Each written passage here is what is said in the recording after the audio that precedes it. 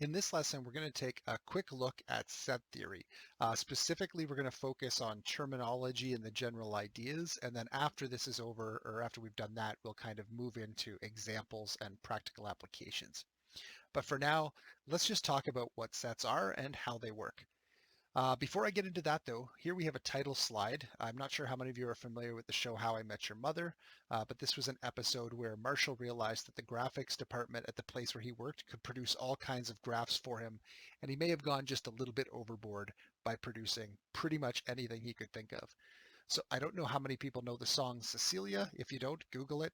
But Cecilia is a Venn diagram showing people who are breaking my heart and people who are shaking my confidence daily. And in the intersection, we have Cecilia. So this is actually an application of set theory. Venn diagrams are going to become very important to us.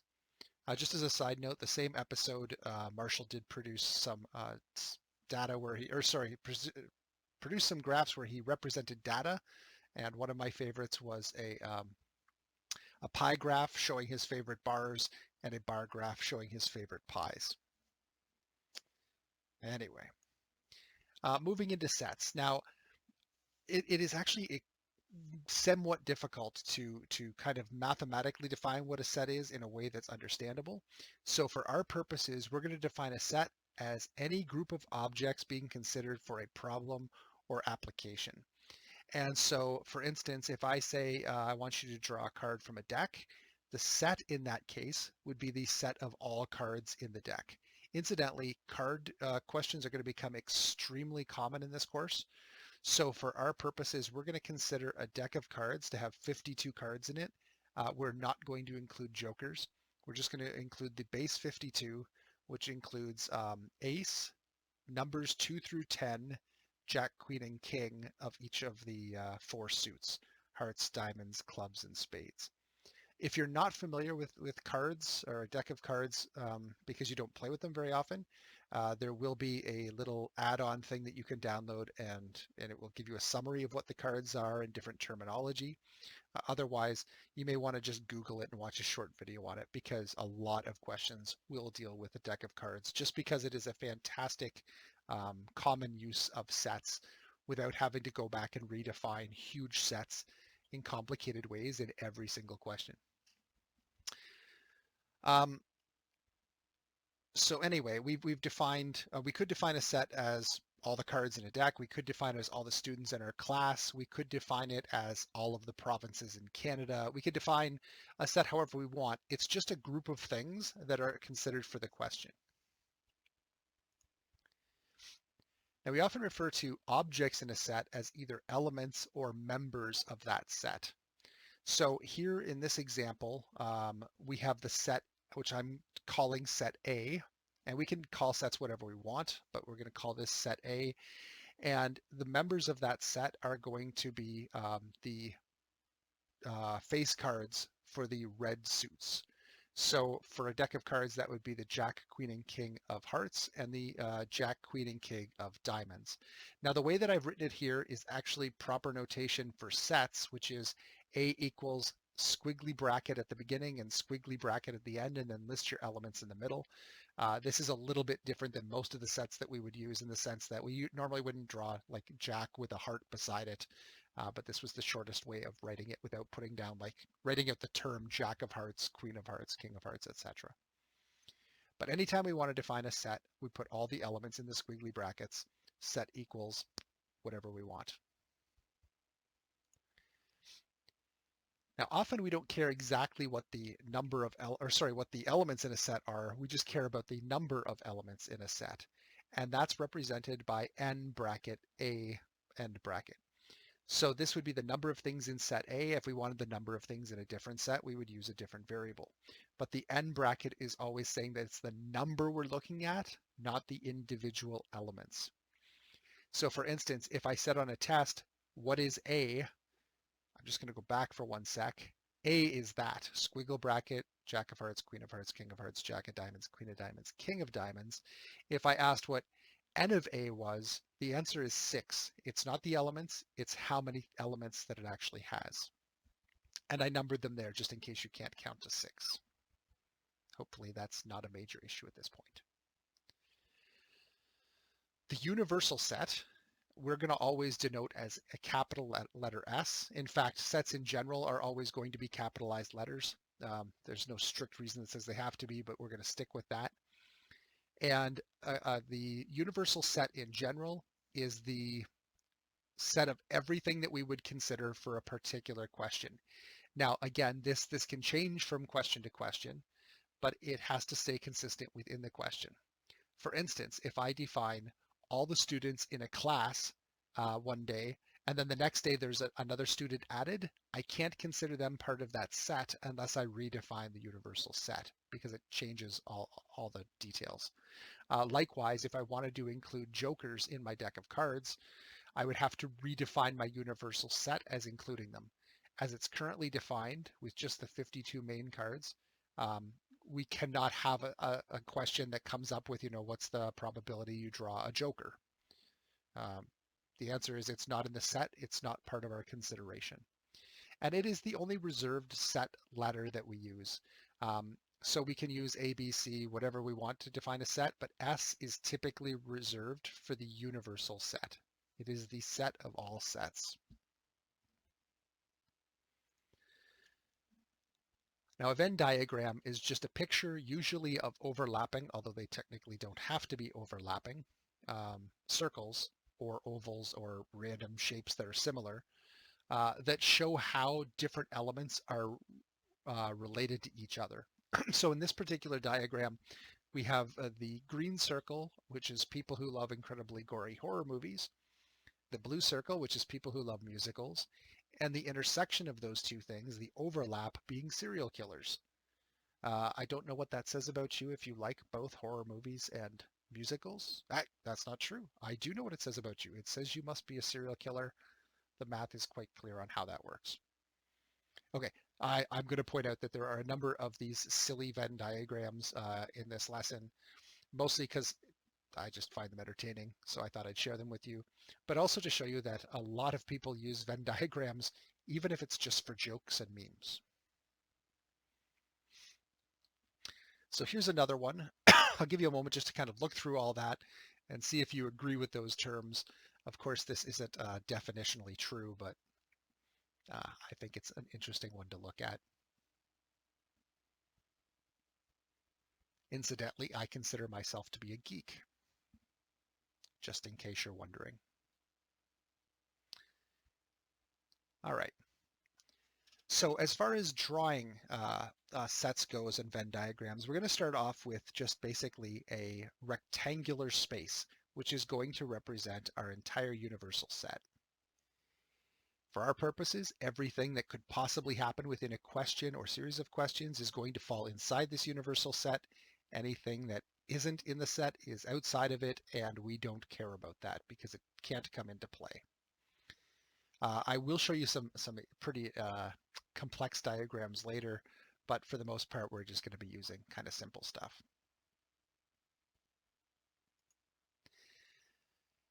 Now, this particular diagram here, we would never, well, unless you really feel like we want to be an artist, we would not normally draw it this way. But we kind of have two ways of representing these. The left-hand side is where we actually show all of the elements or members of the set inside of it. The right side is where we just show the number of elements or members within the set. And those are the ones that we are almost always going to use, is the ones on the right-hand side where we just show the number of things in the set. I think you can imagine that the version on the left not only becomes very time-consuming and troublesome to draw, but it takes up a lot of space and wastes a lot of time. Okay, so we're always going to go with the number one unless you're told otherwise, and in many cases, it's just as useful. So putting things in a set. So we get to define sets however we want once we've defined our universal set, and I'm going to give them different letters to represent them. In this case, we've already defined set A as being the red face cards. On the left, I've shown a member set version, so it's a member diagram showing what the actual objects are, but again, tedious, time-consuming, normally kind of useless. On the right-hand side, I'm just showing the number of things. So what it's saying is that there are 6 things inside set A, which I've represented by a circle. It doesn't have to be perfectly circular. It can be oval or some other shape if you'd like. But we have 6 things inside of set A, and that means there are 46 things outside of set A, but still in our universal set, since we have 52 cards in total. Now, I will point out that often the number on the outside is left off of diagrams, and you can kind of figure it out pretty easily by taking the stuff inside and subtracting it off of the whole. But if the question asks you to do it, or if it requires you to do to figure out what that number is, you may have to include it, but often not included. Null sets. A null set is a fancy way for saying the set has no elements in it. There's nothing that falls within that set. So I've defined set P in this example as being the set of all purple cards. So you know how decks of cards have red cards, hearts and diamonds, and black cards like spades and clubs, and then those purple cards, which actually never show up because they don't exist. So now in this case, set P is called a null set. In the member version of it, it's just empty. There's no members inside of it. And in the numerical version, we see a 0 to represent that there are 0 elements within that set. Now, I should point out, in this question, I tried to pick a very obvious one, something that doesn't exist, but it is possible to have a null set in a question by complete fluke, just because. So we've done examples before where maybe you're looking at all the animals on a particular farm. You make a list of all kinds of animals, and this particular farm doesn't have any pigs on it. So the set of pigs would be a null set, even though it makes sense that it could exist. And sometimes we'll have overlapping sets that we call, anyway, you'll see it later. But yeah, sometimes we have null sets that have nothing in them. Now, there's a few different ways that we can actually represent null sets. One of them is to actually just write the word null, N-U-L-L. One of them is to use what often looks, especially in handwriting, as a 0. And if you've noticed in my handwriting on anything, I often write the number 0 if it's by itself with a line through it to differentiate it from an O or a circle. This is actually the void symbol. And the void symbol is an actual circle, not kind of a 0 or an O, which are oblong, but a circle with a line through it. And it represents void or nothingness. This is very different than 0. 0 is a thing. It represents nothing, or that there are no things in the set. A void is actually nothingness, no numbers. 0 is a number. And then the last way that we could represent a null set is with squiggly brackets that have nothing in between them, since we list all possible elements between the squiggly brackets. Now, just to be clear, these are different things that are different ways you can write that are proper and improper when involving the null set. So I could write down P equals null. I could write down P equals void symbol. I could write down P equals squiggly brackets with nothing in it, or I could write down the number of things in P is 0. The things at the bottom are things that I often see on tests, and they are technically incorrect. So n of p, the number of things in p is null, is not true. Null, a void, is not what n of p is. N of p is an actual value. Its value is 0 if the set p is null. So that is not correct. Same idea, the number of things in p equals void symbol. Void symbol's not a number. It doesn't apply. Empty brackets are not a number, so they're not the number of things in P. And I've often seen P equals 0, which is kind of double wrong. The way that that would normally be interpreted is that P does have one element in it. The element is the number 0, but then it would be missing squiggly brackets and still be incorrect. So either way, please try to use these symbols correctly. Okay, moving along to some specific types of sets and interaction between sets. We'll start with disjoint. Disjoint sets are any two sets that have no elements in common.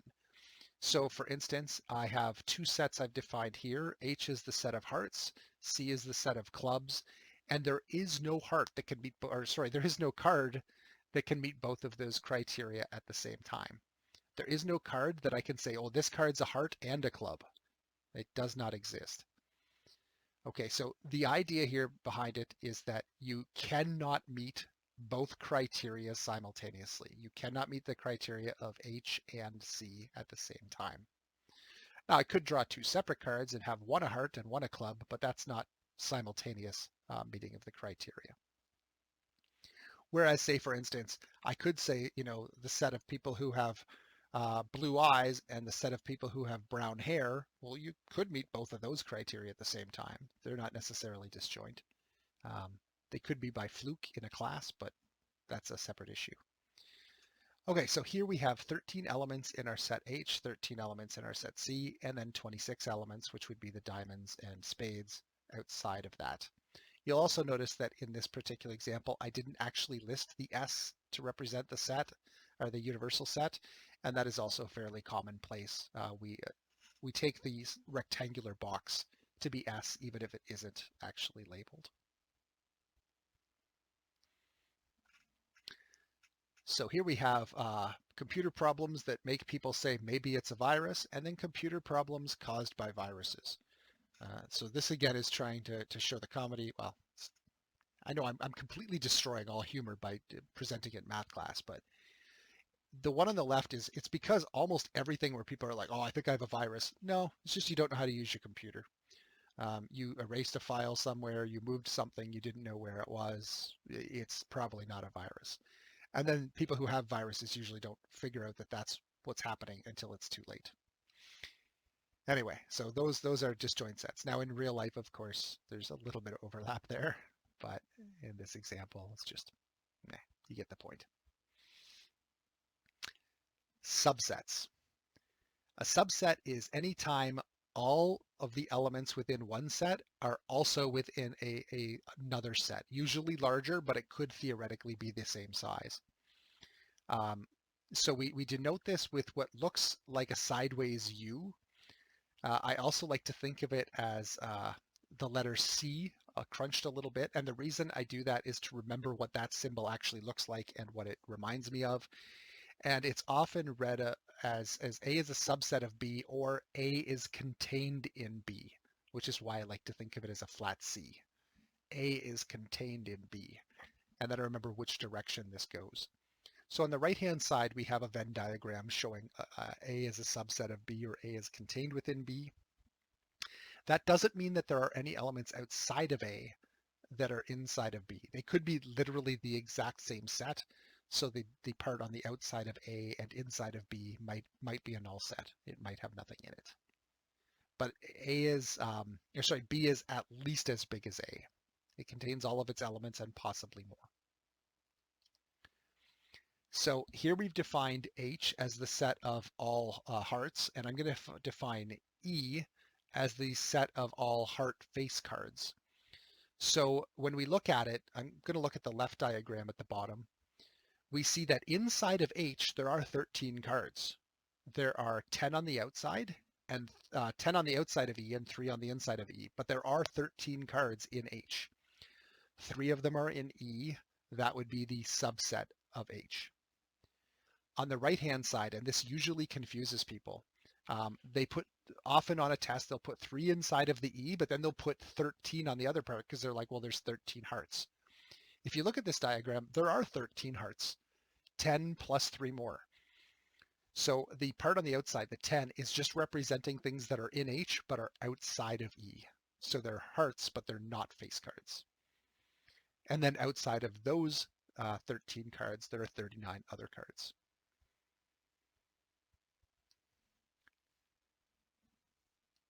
Okay, so these two are both number diagrams. I'm not trying to confuse you by making them both this way. On the left-hand side, we have H, which is all the things within H, but also that would include everything within E, since E is a subset of H. If we just want to talk about those 10 hearts that are not face cards, so the ace and the 2 through 10, then the way that we can write that is H minus E. So basically that's saying take all the elements of H, remove all the elements of E. I will be honest, this doesn't come up much in our questions, but if you want to know how to express that part of a Venn diagram or that part of a set, that would be how you would do it, H minus E. Now, here's a diagram, which isn't a comedic one, it's just an actual mathematical one. And it's showing the relationship between different number sets. And again, now that we've talked about a little bit of the terminology with sets, I think this makes sense. So the natural numbers, which are 1, 2, 3, 4, 5, they're the counting numbers, are a subset of whole numbers being 0, 1, 2, 3, 4, 5. Those in turn are a subset of integers, which is positive or negative whole numbers. Those in turn are a subset of rational, which is anything that can be expressed as a fraction. And then outside of rational, we have irrational. There is no overlap between those two. It's impossible for a number to be rational and irrational at the same time. And between those, we have the universal set, at least in this particular diagram, which is the real numbers. Now, there are also complex imaginary numbers. They're not considered here, so they haven't been defined as part of our universal set, and that's okay. We can define it however we want. I will point out that there is actually one thing that's not wrong, but of note in this, and that's that technically irrational and rational make up all possible real numbers. So there is no number outside of the green circle and outside of the purple circle or magenta circle that exists in the real number set. Those numbers together. So basically anything outside the green is irrational. And then all of the stuff inside the rectangle is real. So rational and irrational, basically you're either one or the other. Those are the only two options for real numbers. That brings us to our next point, which is something called the complement of a set. So a complement of a set is basically just another way of saying everything that isn't within that set. So in our diagram here, we have a set called A, and outside of it, we have A prime or A complement. I'll usually read it as A complement. I may call it A naught. It seems kind of confusing to some people when I use that term because it sounds like I'm trying to say something else. If you are like me and you watched a lot of 80s movies, then there was a really bad slang thing going around then where they do a lot of, oh, you're so cool, not to represent that, you weren't cool. I won't point out why I know that one so well. Not that anyone did it to me ever. But anyway, when you've got a complement like this, A and A naught or A complement, they basically are always going to make up the universal set. Within a universal set, you're either in a set or you're outside of that set. It's impossible to be something other than those. You can't be inside of, basically you're inside or out. It's the only two options you have. So anything, if two things are complements of each other, they always make up the entire universal set. They can be disjoint, where they have no overlapping elements, but still not make up the entire universal set, but complements do. Okay, so in this example, we're going to define set n as all of the numbered cards in the deck. So numbered cards are going to be basically 2, 3, 4, up to 10. It will not include aces, jacks, queens, or kings. So in this case, the left-hand side, we have n, the numbered cards, and there's 36 of them. On the right-hand side, we have n complement, which is the 16 non-numbered cards. And again, they're always going to make up the entire universal set. Alrighty, now we're going to get into overlapping sets, which is where the problem solving actually occurs. We still have a couple more definitions to do, but overlapping sets is kind of the meat and potatoes of Venn diagrams and why we want to know about them. So disjoint sets can happen when sets don't overlap, but the really interesting stuff does happen when they do. And in this picture, we've got an example of three different sets and their possible intersections with each other. We can work with more than 3 sets. The diagrams just become a little bit more complex. Okay, so we're going to define again the set H as all hearts and F as all face cards. And we can talk about things like the number of things in H, which we know is 13. There are 13 hearts. And we can talk about the number of things in F, which we know is 12. Did I say that correctly? Number of face cards. Anyway, number of face cards is 12. There's a jack, queen, and king of each of the 4 suits. Now to draw that down here in these diagrams, the left diagram I think is pretty clear. The jack, queen, and king of hearts are both included in the heart set and in the face card set because they meet both criteria simultaneously. On the right-hand side, we see that we have 10 in the left part, 9 in the right part, and 3 in the middle, which is just counting the cards. And a lot of people are at this point going to say, wait a second, there's 10 plus 3 plus 19, or sorry, 10 plus 3 plus 9, and that only totals 22. But how could there be only 22 when there's 13 things in H and 12 things in F? And the answer is double counting. Everything that's in the intersection got counted twice. It got counted as being part of H, and it got counted as being part of F. But before we go further on that, I'm going to remind you of this. Cecilia are the people who are breaking my heart and people who are shaking my confidence daily. She is the one that meets both criteria simultaneously. Again, seriously, go Google the song if you don't know it. So when something meets both criteria, we call that the intersection of 2 sets. That's the overlapping portion. So the portion that's colored in red at the bottom picture there. And I want to emphasize this as many times as possible. The intersection of 2 sets means that both criteria are met simultaneously. So for instance, Queen of Hearts meets the criteria of being a heart, and it meets the criteria of being a face card with one single option. The symbol that we use for it, I know it's going to look like whoever did sets was really lazy and just started flipping the U around in different orientations. Sideways, it was a subset. An upside down looking U, which technically is not an upside down U, it's its own symbol. The upside down looking U, though, is going to be the intersect symbol. And I'd like to remember it because it kind of looks like an A that someone forgot to like draw the line across, the horizontal bar across. And I think of that as A and B, which is basically what it is. Criteria A and B have been met.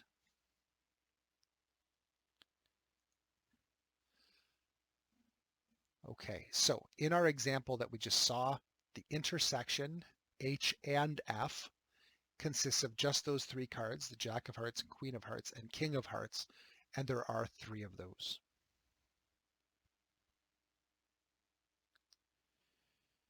Anyone who's got Netflix probably has experienced this. Well, this is probably the most true of the comedy Venn diagrams that I'm going to show you. I go through Netflix now, and every movie that I find that's good, it's like, no, I've seen it already, seen it already, seen it already. And yeah, that seems about accurate.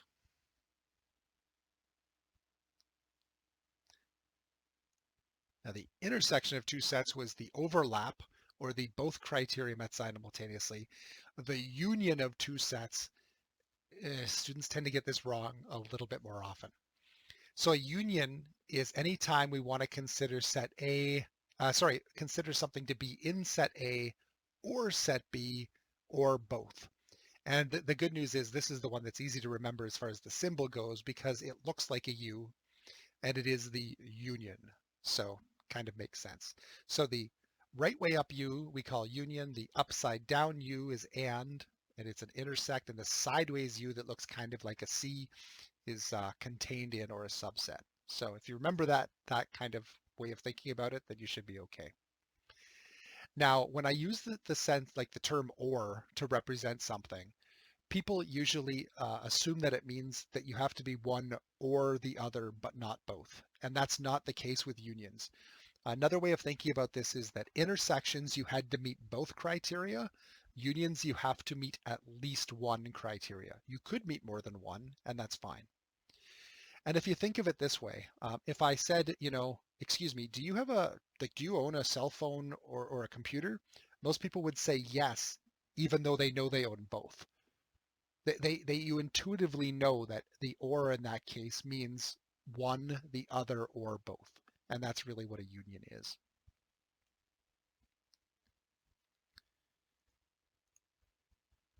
So going back to the example we saw before, um, the intersection of H and F was just those three central cards, the Jack, Queen, and King of Hearts. The union is all 22 of these cards.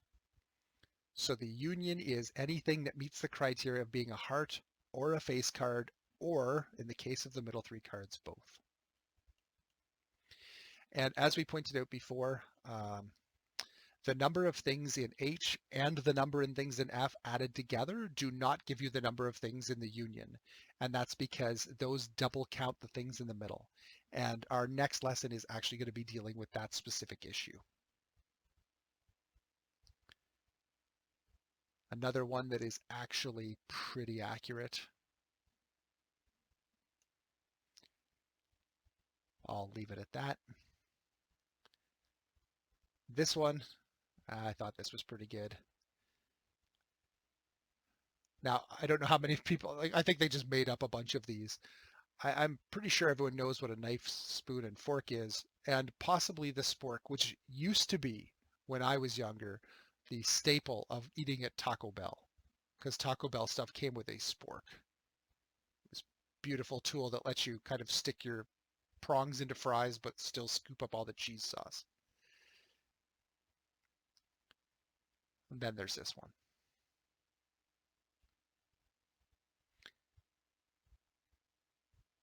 And we'll just do a couple more of these because they're entertaining. Now this one's not funny. This one's actually quite informative.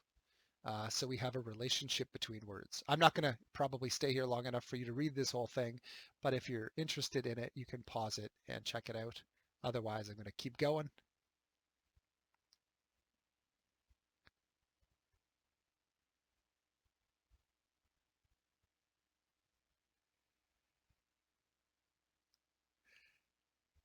This one, I know the first time I presented this in class, we had to take a second look at it because I'm like, wait a second, Kermit the Frog and Rolf the Dog are within the bubble of human? And then I realized it's not actually humans, it's names. This is names that humans have, silly names and descriptive names. So there is no human that we would ever call animal. Now, granted, there's probably no human we would ever call Kermit the Frog. I might, because if I ever have children, I want to be really cruel and unusual to them, so I might call my kid Kermit the Frog. But Kermit is a real name, so is Ralph and Oscar. Guy, Elmo. I don't know any humans named Elmo, but I guess that's a name. The ones on the right, or the yellow bubble, are the descriptive ones. Fozzie Bear is a Fozzie Bear. Kermit the Frog is Kermit and a frog. Animal is an animal, and so on. Actually, the funny thing is, I don't know if he is an animal. I guess he's an animal in the sense that he's a living thing that, anyway, it doesn't matter.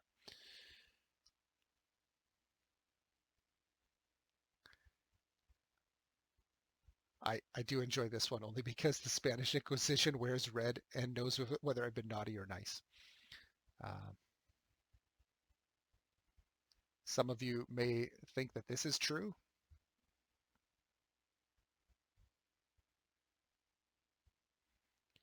I will do my best to make sure that there are no topics outside of things in this course that are on the exam. Now, whether or not you studied them, that's entirely up to you. But things on the exam should be a subset of things in the course. Now, this diagram here doesn't actually show anything specific.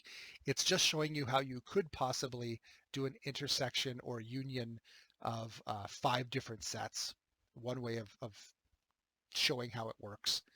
And I think at this point you can see why we don't typically deal with things with more than about 3 sets, because it starts to get very, very, very complex. Now, here's a one that is supposed to be fairly accurate and actually is. You may want to pause and look at all this, especially if you're interested in mythology. But here we have intersections of a whole bunch of things. So for instance, the intersection between fish and humans is mermaid, and then so on and so on. I do think if I can find it on here. Okay, there's actually another one that's similar to this one. You'll notice in the kind of the middle left side there, there's dog, and then the overlap with more body parts. So the intersection of more body parts and dog is Cerberus. That's the three-headed dog that guards hell. I did see a version of this diagram that just had 3 bubbles all labeled dog, and the intersection of all 3 of them was Cerberus. But anyway, this one's kind of interesting. And I will say that several years ago, I did have a student do a project, and they did a diagram that was actually slightly more complex than this one. It had, I believe, 27 sets that were interacting with each other, and it took me over half an hour just to read the diagram properly to verify that it was correct. It was monumental.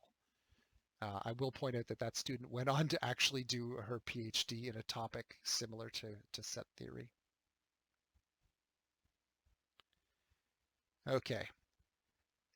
If you've heard this song before, great. If you haven't, go listen to it. Just to Google it, The Joker by Steve Miller Band. This is the chorus.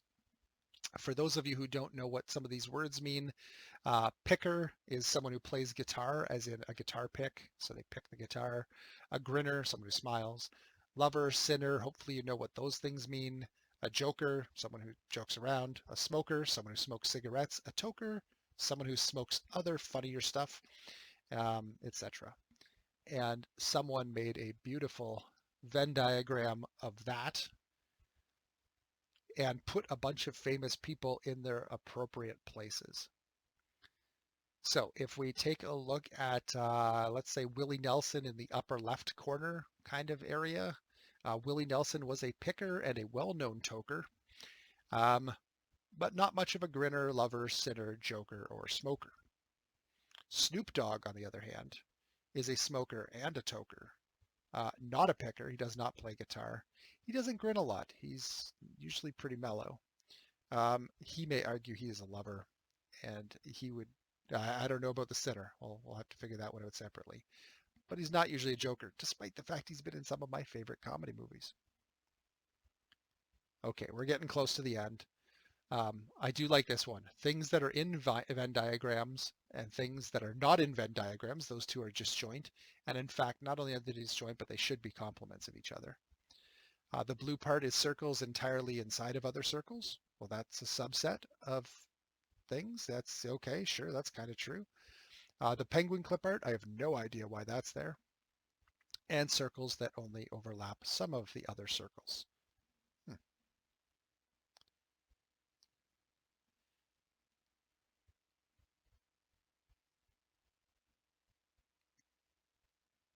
I'll let you think about that one. And I'm going to leave it off there. If you're a really, really, really lucky person, you have no idea what a guitar is. A guitar was something from the 80s that people thought were cool and at no point have ever been cool. Anyway, we're going to stop there. That's basically an introduction to set theory. And after this, we're going to kind of continue on with lesson 3.1 by doing some examples. But this has been a lot to take in, so you may want to just make sure that you understand all the terminology here before we continue on. Anyway, I'm going to stop there for this video, and we'll pick up in the next video. We'll continue on with the topic of set theory by doing some of those examples. We'll see you next time.